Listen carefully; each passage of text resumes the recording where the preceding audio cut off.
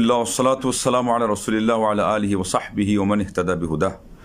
সম্মানিত দর্শক শ্রোতা, আজকের বিষয় আসলে লেখা আছে প্রশংসা এবং নিন্দার বিধি বিধান বা বিধিনিষেধ, কিন্তু আমরা আলোচনা করব শুধু প্রশংসার দিকটা নিয়ে, কারণ এই প্রশংসার দিক নিয়ে আমাদের সমাজে বাড়াবাড়ি হচ্ছে। আর এর বিপরীতেই যেখানে প্রশংসা হয়তো দরকার অথবা যে পরিমাণ দরকার সেখানে সেটাও হচ্ছে না, তো ওখানে কার্পণ্য হচ্ছে।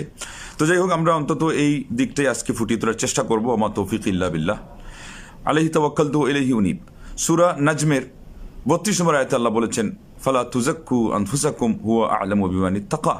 তোমরা তোমাদের নিজেদের প্রশংসা করো না, আল্লাহ জানেন যে কে তোমাদের কত বেশি আল্লাহ ভীরু। যখন নিজেদের প্রশংসাই এতটুকু নিষেধাজ্ঞার মধ্যে এসে গেল, তাইলে অন্যদের ক্ষেত্রে আমরা তো আরও জানা, সেখানে প্রশংসার বিষয়টা আরও কঠিন হওয়া এটাই স্বাভাবিক। তো আসুন আমরা ভূমিকা লম্বা না করে সম্মুখের দিকে অগ্রসর হই। আজকে আমাদের এখানে একটা কারণও আছে, এটাও আমরা একটু ব্যাখ্যা করব, যে আমাদের অনেকেই কিন্তু মুখ ফসকে তারা যে প্রশংসা করার যে অভ্যাস, সেটা তারা নিজেরা আয়ত্ত করেছেন খুব বেশি। যখন যেভাবে ইচ্ছা, যার মনে চাইলো যাকে প্রশংসা করে ওনারা আসমানে তুলে দিতে পারেন। আবার যখন ইচ্ছা হলো ওই লোকটাকেই আবার দেখা যায় ওই মাটির নিচে, এমনকি আপনার মাটির উপরে রেখেই পদতলে জুতার নিচে ওনারা পদতলিত এবং তাকে দলিত মথিত করে ফেলতে পারেন। এটা কেন হয়? এটা এই জন্য যে আমরা বলগাহীন এবং লাগামহীন কথায় যখন আমরা অভ্যস্ত হই।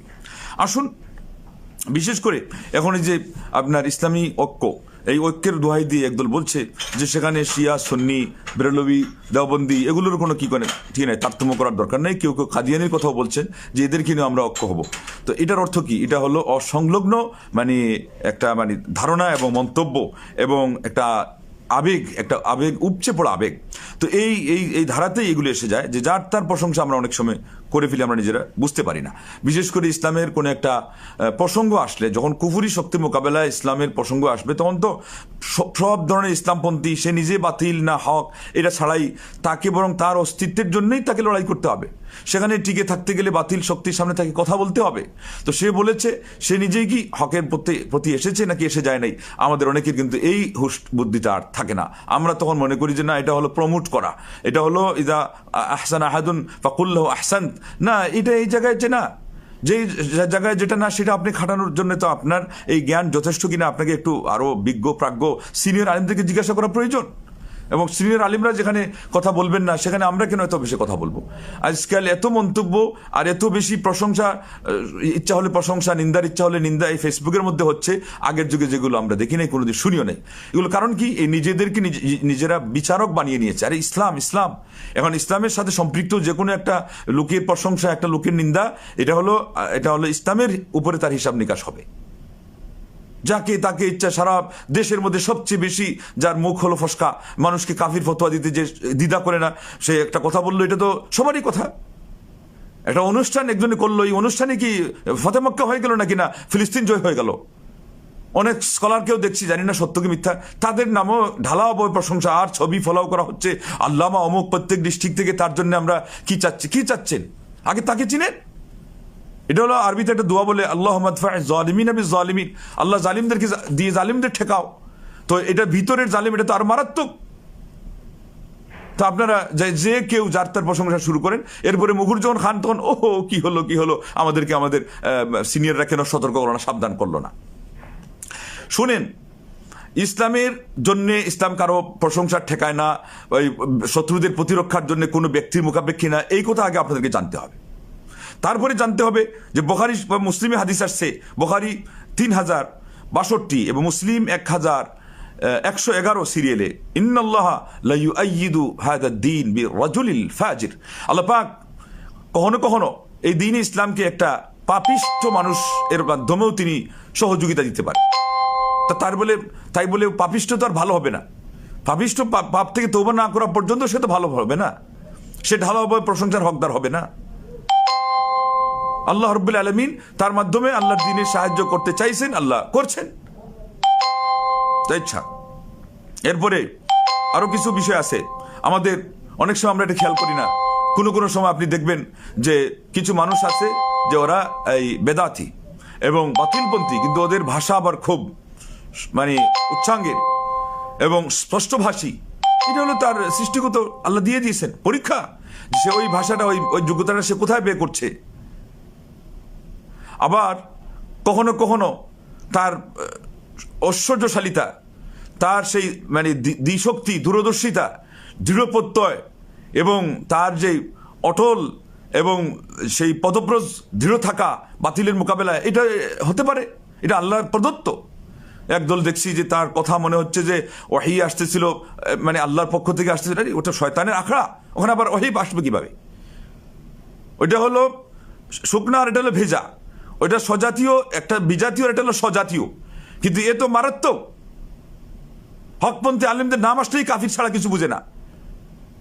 সারা পৃথিবীর আলিমরা যাকে শেখুল ইসলাম নামে স্বীকৃতি দিয়েছেন, বিন বলে যেগুলো আসছে, সে বলছে বিন বিন, এগুলো শয়তান, মানে বিন বাস, বিন ওসাইমিন, ইবনুল কাইয়িম, ইবনু তাইমিয়া, এদেরকে সে বোঝাচ্ছে। আজকে যে আকীদা নিয়ে আমরা আসি, আপনি কোন আকীদা শিখেছেন? সহিহ আকীদা করছেন। এই সহিহ আকীদার এখনকার যে ব্যাখ্যা এবং বাতিলদের যেই আপনার তাদের যে সেই মাথাচাড়া দিয়ে ওঠার মাধ্যমে তারা যে জগদ্দল পাথরের ন্যায় সেই সংশয়গুলো মুসলিম উম্মার সামনে দাঁড় করিয়েছিল, এগুলোর প্রতিবাদ করার মাধ্যমে যে তাওহীদের যেই সেই জ্ঞান ছড়িয়েছে যেই মানুষগুলো, তাদের মাধ্যমে এই তাওহীদ এর ধারক বাহক হয়েছেন আপনারা। ওদেরকে যে কাফির জানে, ও কত বড় মুসলমান! শতবার নিজের ফতোয়াতে সে নিজে কাফির হয়ে বসে আছে। ও কোন দিন তওবা পড়লো? আপনারা ছবি দিয়ে আল্লামা অমুক, আস্তাগফিরুল্লাহ আস্তাগফিরুল্লাহ, যার তার দায়িত্ব নাকি এটা সার্টিফাই করা। আপনি ব্যাখ্যা বললে হবে না যে আমরা এই উপলক্ষে করছি, বরং আপনি যখন কালকে আবার তার নিন্দা করতে বাধ্য হবেন যদি সে হেদায়েত না হয়। এমনি তো আমরা সবাই কামনা করি এবং আমরা চাই প্রসঙ্গে প্রয়োজনীয় পরিমাণ মতো প্রশংসা করে একজন মানুষকে যদি শখের দিকে আনা যায়, আমরা এটার পক্ষে, ভুল বুঝেন না আবার। কিন্তু এখন পর্যন্ত তার তো কোনো পরিবর্তন আসল জায়গাতে বুঝাই যাচ্ছে না।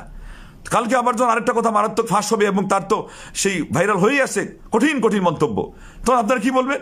আবার নিন্দা করবেন, তো লোকজন বলবে আপনাদেরই কোনো ধর্ম নাই। কালকে মাথার উপরে তুললেন, আজকে পায়ের নিচে দড়িয়ে দিলেন। এই আদর্শ তো হাদিসপন্থীদের হওয়ার কথা নয়, এই আদর্শ তো সহিহ আকীদার ধারক বাহকদের হওয়ার কথা নয়, ছিল না, এখনো নেই, কিয়ামতের আগ পর্যন্ত হবে না।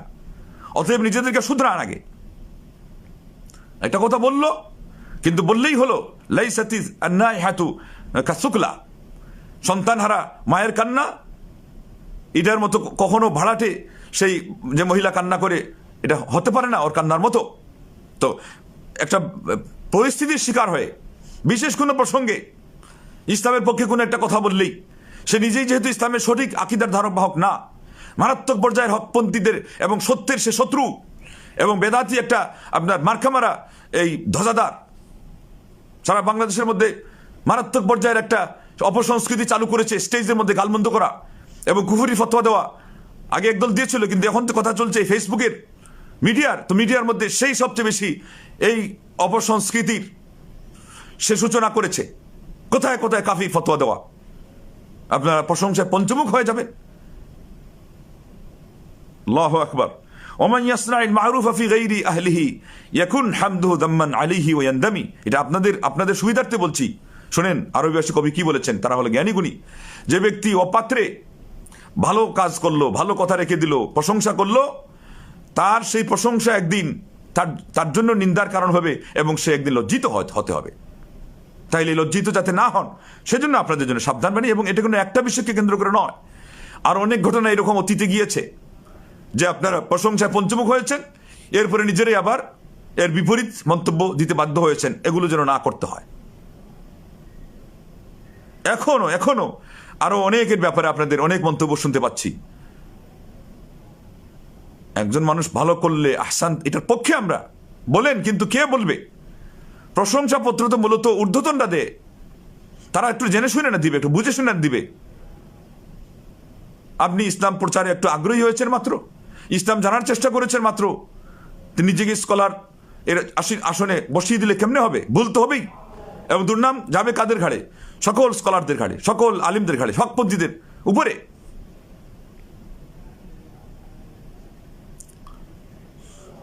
কথা বলতে পারলেই হয়ে গেল। সে নিজেকে সহিহ আকীদার মধ্যে এনেছে বা ইসলামের আসল। আরে আপনারা কি বুঝেছেন তাইলে? ঈমান ভঙ্গকারী মুসলমান, ওর অবস্থা কি? ফতোয়ার উপরে চড়ানো যায় না মাত্র নাস্তিকের। আসমা ও সিফাত যারা অস্বীকার করে, ও নাস্তিক। ইবনে তাইমিয়া রাহিমাহুল্লাহ আল্লাহ আসমানে আরশ আজিমের উপরে আছেন বলে পৃথিবীর মধ্যে এত বড় মিথ্যা অপবাদ কোনো আলিম দেয় নাই, কোনো স্কলার দেয় নাই, যতটুকু এ দিয়েছে। বলেছে ইবনে তাইমিয়া নাকি বলেছেন আরশে আজিমের মাপে মাপে শেখুল ইসলাম আল্লাহ নাকি ওইভাবে আরশে আজিমের উপরে আছেন। কোথায় ওই কথা কোথায় পাওয়া গেল? এত বড় মিথ্যুক। আল্লাহ নবী সাল্লাল্লাহু আলাইহি ওয়াসাল্লাম বলছিলেন যে 30 দাজ্জাল আসবে, এই দাজ্জালের মধ্যে অন্যতম হলো এনায়েতুল্লাহ আব্বাসী। ইবনে তাইমিয়া নাকি বলেছেন আরশে আজিম যেই মাপে আল্লাহ সেই মাপে, এবং নাম তো নেই সেইভাবে লা মাযহাবি। এত তুচ্ছ তাচ্ছিল্য কোনো বিধর্মীয় করে না হকপন্থীদেরকে। আবার আপনারা হকপন্থীর সেই নাম নিয়ে আপনারা এই সমস্ত আচরণ করেন। এবং আরো কোনো কথা আছে, কোনো একজন স্কলার সাহস পায় না এই কথা বলতে যে বুকে হাত বাঁধার কোনো হাদিসই নেই, একটা সহিহ হাদিস নেই, আর ওইটাই যতটুকু বিশুদ্ধ ওইটাই বিশুদ্ধ। আর দাবি করে বলছে 3টা কিতাবে আসছে, ওইটা মাত্র আবু দাউদের ঠিকাতে, তাও তাদের আলিমরে খুঁজে পান নাই। আমাদের আলিমরা আমানতদার হিসাবে তারা বলে দিয়েছেন যে আছে অমুকের নুসখায়, ওই কপি যারা করে তারা, এবং এটা অশুদ্ধ। তাও আলীর কথা সে হাদিস নামে বলতেছে। এত বড় গণ্ডমূর্খ। আমি একদিন বলছি যে বুকে হাদিস বাঁধাটা হলো দুর্বল, অতএব মহিলার দুর্বল তাদের জন্য সেই হাদিস, আর পুরুষরা সবল এই জন্য তাদের জন্য শক্তিশালী হাদিস। এগুলো আর কোনো বানোয়াটি যারা কথা বলে এরা এই বড় কথা বলতে পেরেছিল? আমিন আসতে বলার দলিল বলে সে বুখারী থেকে নিচ্ছে। ইমাম যখন বলবে ওয়ালাদ-দাল্লিন তখন তোমরা বলবে আমিন। আল্লাহ নবী বলেন নাই ইমাম যখন বলবে আমিন, আমিন যদি জুরে হইতো তাহলে এখানে আল্লাহ নবী বলেন নাই, তাহলে জুরের প্রসঙ্গ আসে নাই, আস্তের প্রসঙ্গ তো আসে নাই, তাহলে কি আমিন নাই? আসল ঘটনা হলো এখানে তো আমিনের কথা বলা হচ্ছে না, আস্তে আর জুরের বিষয় না। কখন তারা আমিনটা বলবে? কারণ অনেকে ওই ইমামের দাল্লিন শেষ হওয়ার আগে বলে দেয়, ওখানে ওই সতর্কবাণী পেশ করার জন্য আল্লাহ নবী সেটা বলেছেন। তারপরে জুড়ে যে হবে, বুখারীর তো আরেক হাদিসে আছে যে তোমাদেরকে ইহুদিরা সবচেয়ে বেশি হিংসা করে আমিনে এবং সালামে। তো আমিন সালাম তো জুড়ে হয়, বাহিরেও বরং হয়, সেই জন্য মানুষ শুনতে পায়, ইহুদিও শুনে, খ্রিস্টানও শুনে, যার হিংসা করার করে, যার ভালো লাগার সে মত ব্যক্ত করে। তো আমিনটা জুড়ে না হলে ইহুদি হিংসা করবে কিভাবে? অন্ধ কোথাকার। ওই বুখারীর মধ্যেই তো হাদিস পড়ে আছে আমিন জুড়ে বলার। ইংরেজি শিক্ষিতরাও সেখান থেকে আজকে জুড়ে আমিন বলার হাদিস নিচ্ছে, ওই হাদিস থেকেই যে ইহুদরা হিংসা করবে। তা না শুনলে কেমনে হিংসা করবে? আর সশব্দে না বললে কেমনে একজন বলবে? তারপরে জাহারাবিয়া সৌতা, আল্লাহ নবী সাল্লাল্লাহু আলাইহি ওয়াসাল্লাম তার শব্দকে উঁচু করেছেন। শোবা এবং সুফিয়ান সাউরি এই দুইজনের মধ্যে মতানৈক্য হয়েছে। মতানৈক্য হতে গিয়ে তাদের মধ্যেই তারা কথা বলে দিয়েছেন যে আমার বিপরীতে যদি ইনি এই হাদিসটা বলে তাহলে তোমরা তার হাদিস নিও, কেননা তার স্মরণশক্তি বেশি শক্তিশালী। ওই এখানে যিনি যার ব্যাপারে শক্তিশালীর কথা সার্টিফাই করেছেন তার বর্ণনায় আসছে জুরে বলার কথা, আর যিনি নিজেই বলেছেন যে আমি সারেন্ডার করলাম, আমার বর্ণনার বিপরীতে অমুক বর্ণনা করলে তার বর্ণনায় আসছে আসতে বলার কথা। হাদিস যাই দুর্বল। এরপরে আগাগোড়া আদ্যপান্ত এটা হলো একটা মুস্তাহাব বা সুন্নাহ, আপনি করলে করেন, না করলে না করেন, কিন্তু হাদিসকে অস্বীকার করলে ঈমান থাকে না। এইভাবে কত আচরণ তার মাধ্যমে পাওয়া গিয়েছে। সম্মিলিত মুনাজাত এর বিপরীতে কথা বলার কারণে বলছে ইমামকে বের করে দেন। তার কথায় কথায় মানে ফরমানা জারি করা, মানে জাস্টিস, সে নিজেকে জাস্টিস বানিয়ে দিয়েছে। আর কারা তাকে এই সহযোগিতা করেছে? এইভাবে ঢালাওভাবে যারা তাকে প্রমোট করেছে, এই সমস্ত তাদের এই সে নিজে যেমন বলেছে যে বাপের পক্ষ থেকে সিলসিলা মাফিক হাদিয়া পেয়ে আসতেছে, সাধারণ মানুষ এইভাবে হাদিয়া দিয়ে এদের পকেট গরম করে এদেরকে এইভাবে তারা তাদের কলিজা শক্ত করেছে। আজকে একদম মনে করছে এটা তার কেরামতি না। যারা সুখে সুখে থাকে, আরামে থাকে, কোনো ধরনের টেনশন নাই, কাজের কোনো তাদের পরিশ্রম করার কোনো অভ্যাস নাই, ওরা সুখেই থাকে, ওদের কথার মধ্যে বয়স ওইভাবে বলিষ্ঠই থাকে। আপনি এখন বলতেছেন এটা খুব একটা কাজ দিয়ে দিল হকের, আর কার বিরুদ্ধে? ওটা তো পরিত্যক্ত। ওটার মোকাবেলা করা মানে ওটাকে সামনে এনে ওটার কথার আর একটা মূল্য দেওয়া। শাহরিয়ার কবিরের কথা তো এই বাহাসের মধ্যে আনা মানে বাহাসকে অপমানিত করা, কলুষিত করা। আর ওর বিপরীতে ইসলামপন্থীদের মধ্যে এনায়েতুল্লাহ আব্বাসীকে আনার মানে এটাকে আরো বড় কলুষিত করা। সেখানেই তো ক্রস হয়ে গেছে, ইসলামের মান সম্মান ক্ষুণ্ণ হয়ে গেছে। আর এখন ভাইরাল করা হচ্ছে ওকে আগে তওবা করান পারলে, এবং যত হাদিয়া তোহফা হারাম ভাবে নিয়েছে ওটা ফেরত দেয়। তার ন্যূনতম আল্লাহ ভীতি আছে? নবীর হাদিসকে কিভাবে সে ক্রিস দিয়ে কাটে, এত কঠিন ভাবে, এত দুঃসাহসিকতার সাথে তো কোনো বক্তা করে নাই বাংলার জমিনে। ও যা করেছে, ওর প্রশংসা করেন আপনারা।